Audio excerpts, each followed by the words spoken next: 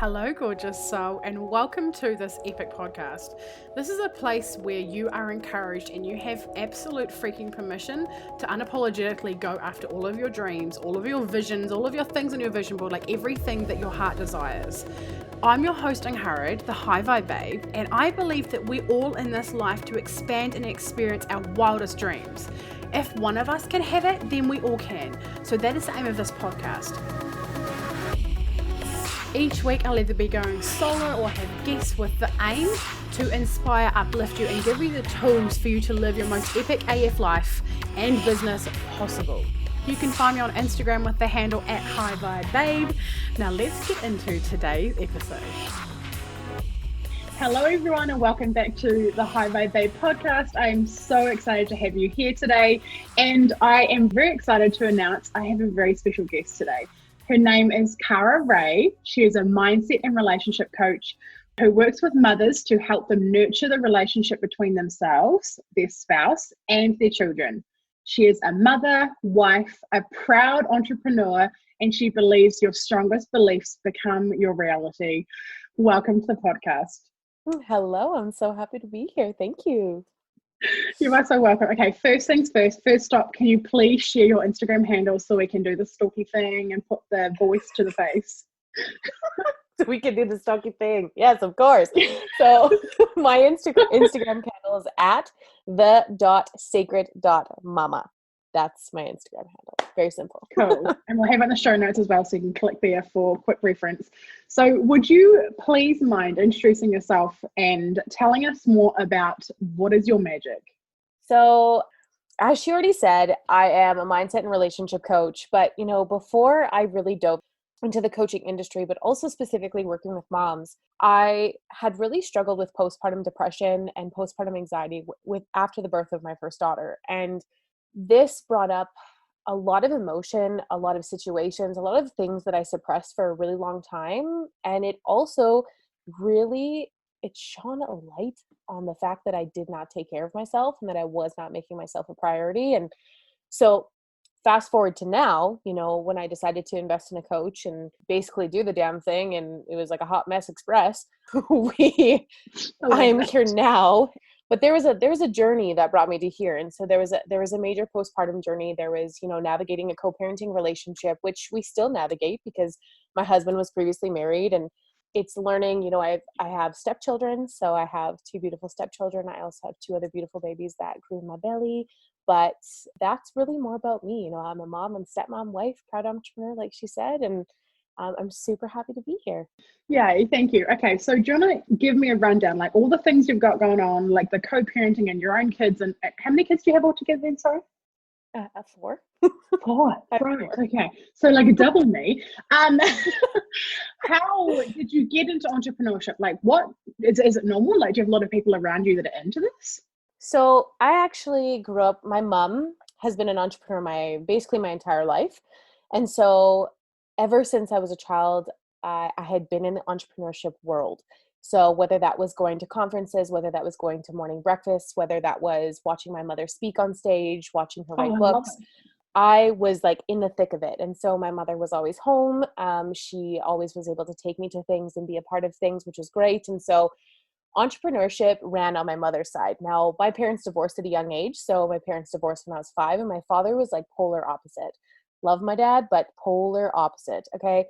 And he thought entrepreneurship was bogus, ridiculous, all the things, and that you had to have a 9 to 5 and all those things. So it was 2 opposite spectrums. And, I thought that I needed to do the whole 9 to 5, go to school, do this thing, which I did. I did that. I was paramedic for 5 years. And now, after I had children, I didn't want to leave them. I wanted to still have some time to myself, but I really struggled with the fact of going and working shift work or being away from them for a week on end, like continuously. And so I just said, screw this. This is not for me, and this is not the life. And I was pulled towards first network marketing, and then I went into entrepreneurship and started my own business, and basically I dove.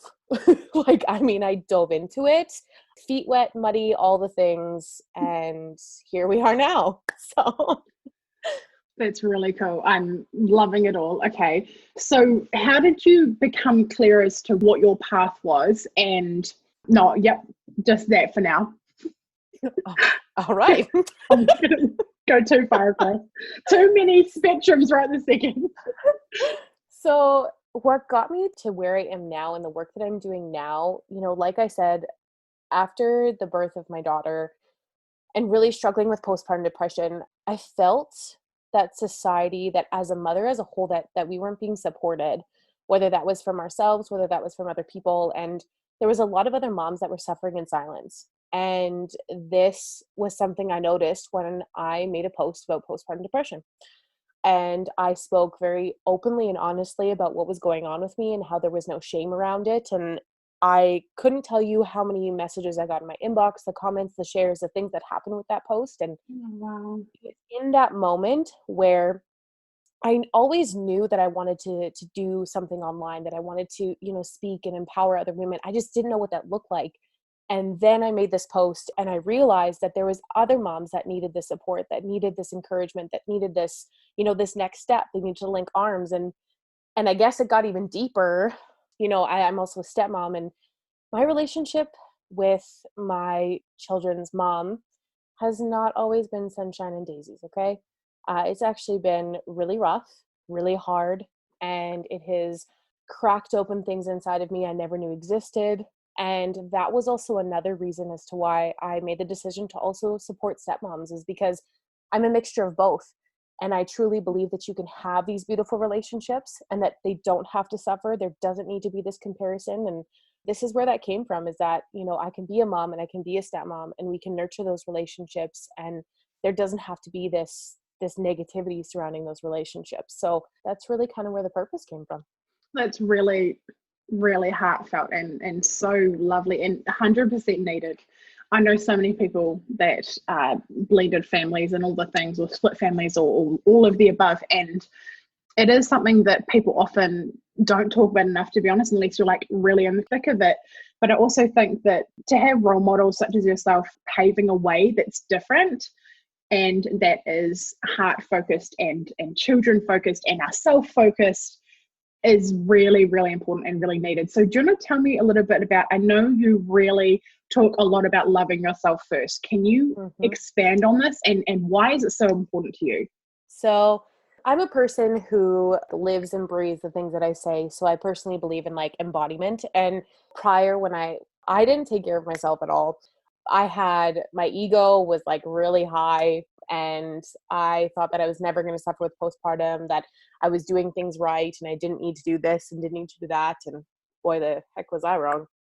I also didn't think that I needed support. I thought I could do it all. And then I put all these unrealistic expectations on myself. And it got to the point that, well, postpartum hit really bad and really hard, to the point that I didn't even recognize the person that I was staring at in the mirror. And, I don't just say that as like this quote that people say. I legitimately did not recognize the person that I was looking at. And I was crying in corners and I was a shadow within myself. And that is not a way to live. And, it took work and it took time. But the biggest thing, the biggest shift was learning how to self-prioritize, was learning that my life, my goals, my dreams, my desires are important.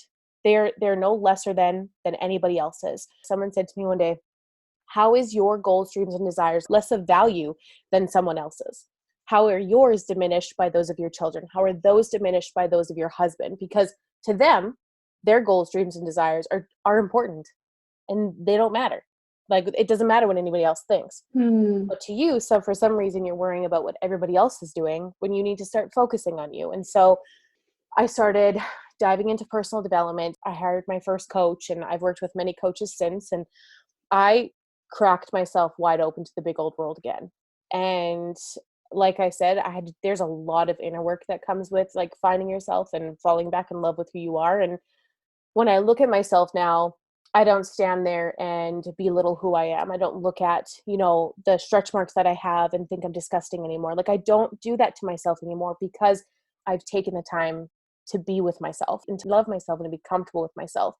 But that took recognition, that took acknowledgement, and that took, taking action and also standing up for myself. Like, that was huge. It took having some hard conversations. It took having boundaries, knowing what my values were. And it took actually looking at myself in the mirror and stripping away what everybody else thought I should be and standing up as the woman that I've always been. And now everybody's just seeing her. And so now I live and breathe this. And, I birthed my son about almost 5 months ago. And I have not suffered with postpartum depression. I have not had postpartum anxiety. I have not had those things come up. Even there was one moment, there was about a week where I was starting to feel very anxious, but there's things that I've implemented in my life now that I never had before. And I firmly believe that is a big reason as to why I did not go through postpartum depression, is because people look at my son and they're like, he's so happy. Yeah, because his mom is also really happy. There is your children, they're extremely intuitive little beings and they feed off of you. And so it is so, so freaking important to take care of yourself, because your children will see that, they will feel that, and they will also put off this beautiful, it's like this big happy vibe. I don't even know how to picture it. It's like this big, beautiful bubble. And it starts with you. And so I feel like I'm on a rant there, but like in a roundabout way, like you are a priority and you have to be a priority. Like it's a non-negotiable. It's not something that you just say, no, I'm fine with it. Maybe I'll take care of myself 3 days later. No, you're going to take care of yourself now, because think of it this way. Why would you leave somebody else in charge of the heart that's beating inside of you? Please think about that for a second. Your heart is your own and it is beating inside of your body. And for so long we have tried to take care of everybody else and neglected ourselves, and that no more, please, like no more. Like you are important, you are a person, you are worthy, and you are valuable, and you need to take care of that. I'm digging this so much, and you answered the question beautifully, which is the next one I wanted to ask you, which was around if someone is resonating with the old version of yourself that you're describing, and the postpartum depression and giving away everything to everyone else, right? Like what would they do? And you just like smashed out of the park. So thank you so You're much. welcome. And I'm just resonating with this so much. The one question I do have is, how the hell do you actually spend money on yourself? Like, it is one of the biggest blocks that I had for years and years and years and years. And I'd really be really interested to see and to know what that process was like for you. To spend money on myself. This is a good one. Okay. So it also took me a long time to be comfortable with the fact that I was spending money on myself, because I had this, this belief that if I wasn't buying something for my children, that somehow I was doing something wrong. Like it was like, oh Lord, nobody can know Taking about this away purchase. from their Like, provision. yes, it was like hide the receipt, hide this. Like, what did I do? Or I was keeping the receipts and then hesitating what I did and taking shit back. Like it was not good. So what I ended up doing is I actually ended up having a conversation with my husband where he is like this magical receiver. Like, I'm not kidding. My husband can receive anything and like manifest the shit out of anything. And I looked at him and I was like, can you teach me your ways? Like, I'm not even kidding. Like, I literally sat down and said, how do you do this? How do you just easily receive? How do you easily give? How do you never look like this bothers you? Like, why does this not bother you? And like, I had a lot of anxiety around money because of how I grew up. And so when I grew up as a child, my mother was very free-spirited. She believed that you had to make your mistakes and do those kinds of things. But my dad, on the other hand, he didn't want me to make the same mistakes he did. So he, what I call helicopter parent. And he didn't stop watching what I did and what I spent, which then turned into like this negative behavior that I created, is that I started spending out of spite. So that my parents would look at my account and I'd be like, haha, I just spent all this money. Like, what you gonna do about it? And it turned into this really bad behavior that ended up being built outside of, after I graduated post-secondary, all the way up until I met my husband actually a few years ago. And I just myself had a really crappy relationship with money. So, and then I had a crappy relationship with myself. And so the two related together, I really didn't know how to put the two together until I really started taking care of myself and learning about money and learning about the value of money and how money isn't something to be feared and how it's something. You said this in the community the other day about how It is like money is a renewable resource. Money is something that we can always create. And that really struck home with me because it's true. Like money is a renewable resource. And like I said, I had that conversation with my husband, and he said that I was being too hard on myself and that I just needed to try and start doing. And he said, you know, you also deserve to be able to go out and do these things for you and buy the things that you want, because you're allowed to want these things. You're allowed to want them. Like everything you want, you're allowed to want. And so I just started making the purchases. I started going and getting my nails done. At one point I was getting my eyelashes done, and it started with just making myself feel better. And now it's turned into, you know, I'm not frivolously spending, but sometimes I do. And now I'm not all stressed out about it. But I honestly think when it comes down to it, is it had to come down to the relationship with myself too, and like trusting myself with money and revamping the relationship that I had with money, that I no longer had to live in fear about money. And that if I was going to live in fear with money, I was also going to live in fear within myself. And that was just not going to cut it. So I made a shift and I made a change, and I literally just started. I feel like that's so easy to say, but I literally just started. Yeah.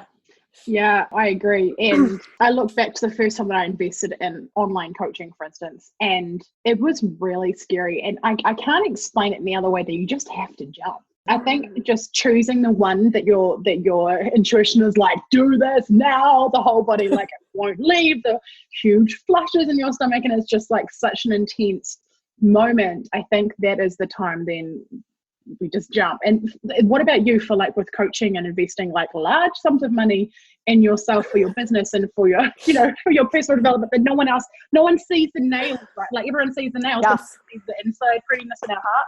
Well, you know, this is what we tell ourselves. So this comes at a great time because I like just invested in like year-long mastermind. So probably the most I've ever just been like, take my money and go. And I, you're talking about that feeling of your whole body is like, do it. But then your mind's like, what if this happens? I don't know if you can do this. Like, and all these things start happening. Yeah. Legit just went through that in my life. Okay. But what I know to be true is that if that feeling, like I trust that feeling now, like things have to either be a hell yes or a hell no. And if I'm not all into it, I do not invest into it at all. But if I feel that this is the right direction, that this is the right thing for me, then I really take away from this idea that, I don't give value to the numbers, right? I give value to the experience and to how I feel. And so if my body is literally saying, you need to do this, then I do it. It might take me a couple hours to like sit there and like literally push the send payment. Holy shit, send payment. But I feel like every time I send the payment, there is like this release. The fear and the worry and everything that was my mind was trying to come up with falls away. Because no matter what, and every single time, even when you're worried about investing or you think you can never do it, this is the beautiful thing about how money is a renewable resource. It always comes back to you. You can always figure it out, and it is always there. Like if you make a decision, the universe follows. You make a decision, universe follows. You make a decision, then there's a ripple effect of other decisions that happen or other actions that take place. And you have to go first. I have the firm belief that you have to go first, that you have to say. And I also believe that the universe will test you. And I believe it'll be like, do you really want this? Like wag it in your face. Like, oh, sorry, your furnace broke. Are you sure you still want to invest in yourself? Yes, I do. So I feel like you're making almost like a vow and like a promise to yourself every time you invest in a coach.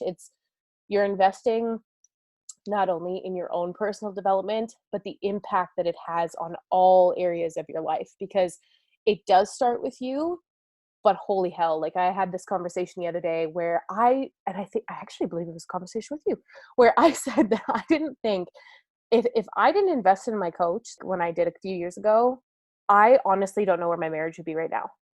I don't know where I would be right now.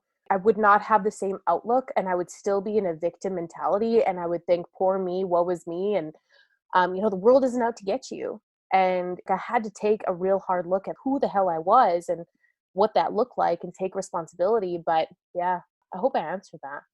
What am I Yeah, pronouncing you this did. question? You definitely did. This rolled on nicely to something I wanted to also ask you, which is around your beliefs. Like, how do you frame them? Why are they important? All of the things. And what is it that you do believe? So, like I said, I believe that our strongest beliefs become our reality. So, I believe in the words that you say hold value.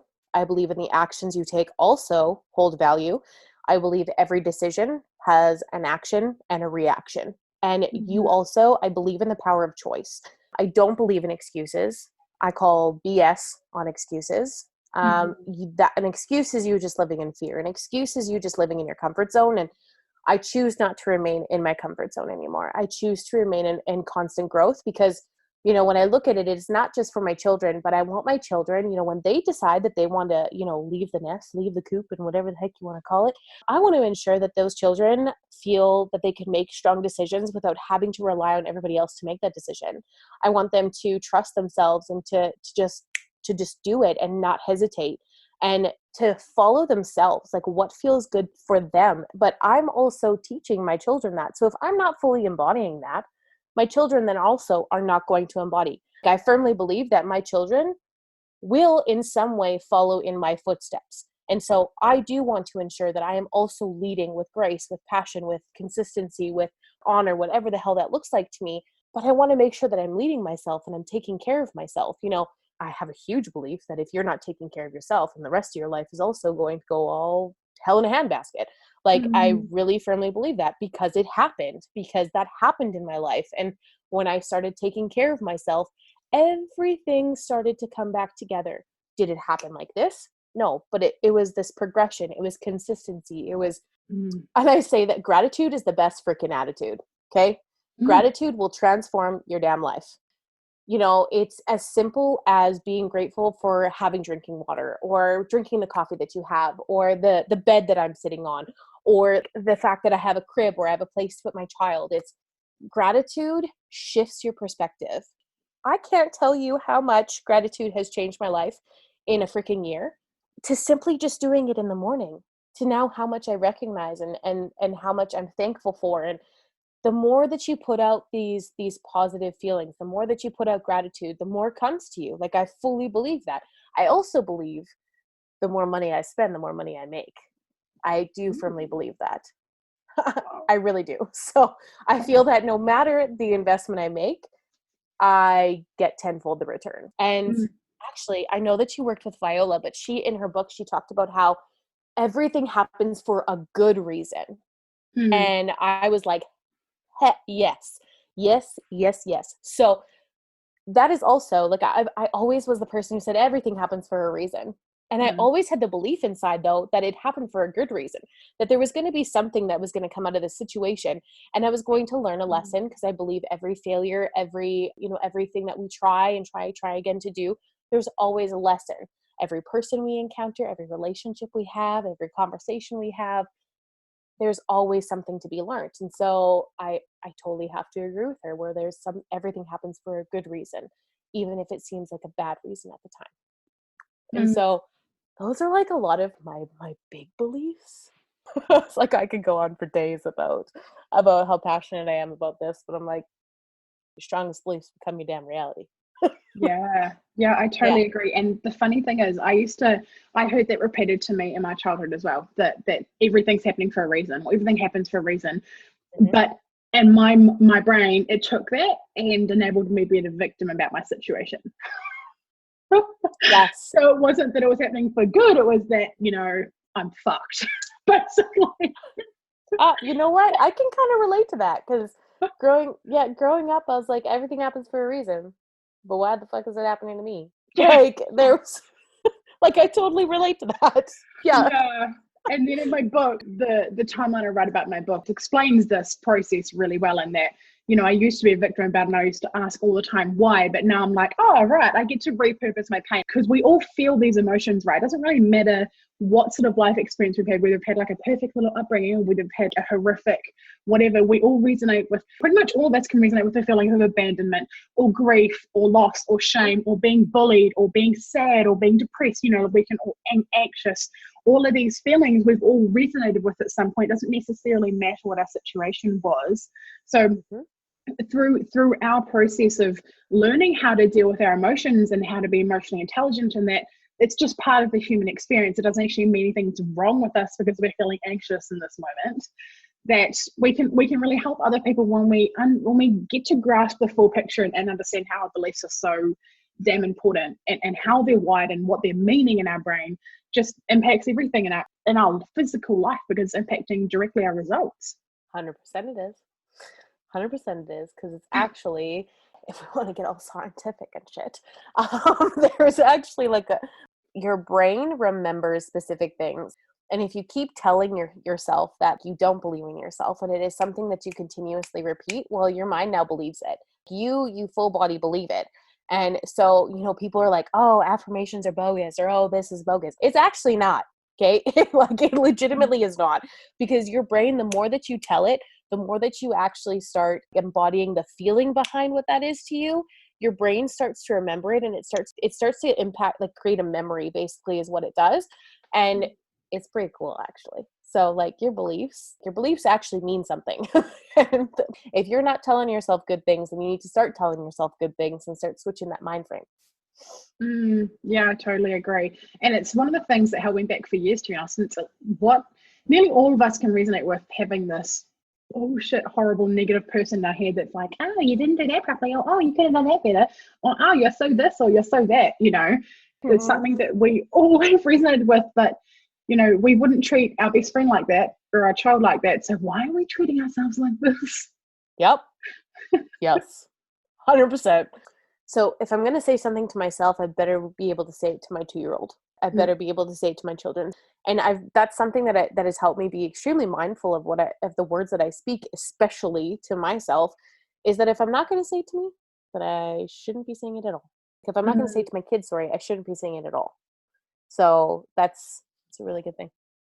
Yeah, I love it. Absolutely love that perspective. Okay, so talking about business, do you want to give us a brief rundown of like how your business works right now? So you work all online, is that correct? I do. And what are some of your plans for the future? Like, what are you feeling? What's the future vision for Cara Wray? I wish you could see her face. Yeah, the hand. I don't even know if this is a right angle with my hand.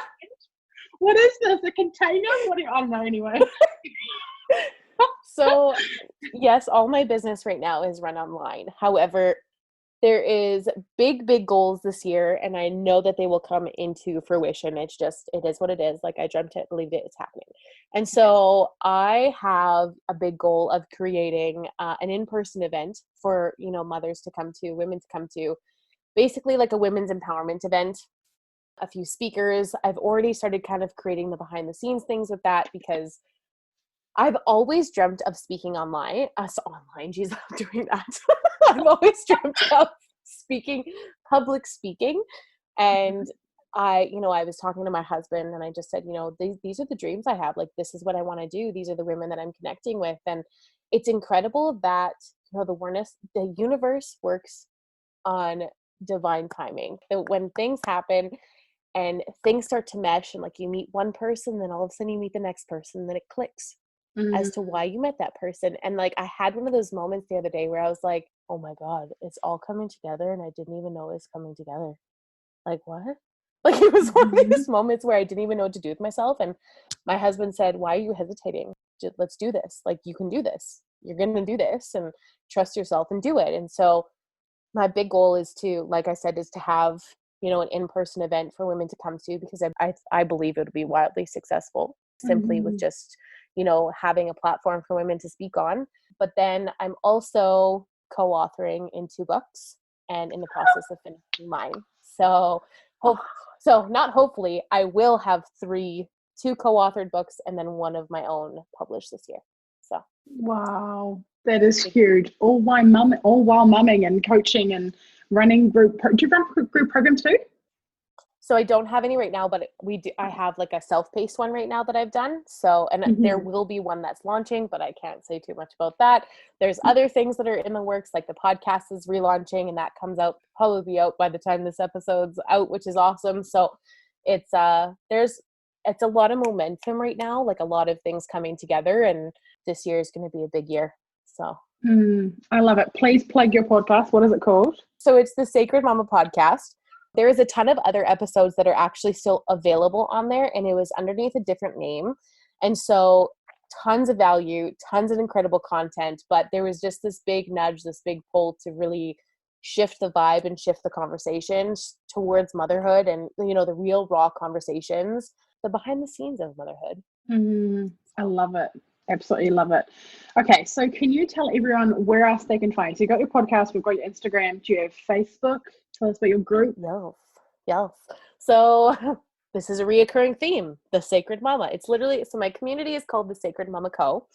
So that's a community on Facebook. And then you can also find me on my personal page at Cara and I. And really that's Instagram, Facebook, podcast, community. That's where I hang out.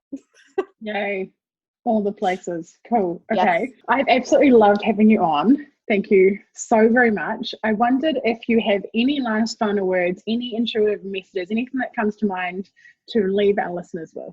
So if there is anybody listening to this that is feeling self-doubt, self-worry, you know, isn't speaking to themselves in a positive light, give yourself some grace and give yourself permission to forgive yourself for, you know, past choices, past decisions that you have made.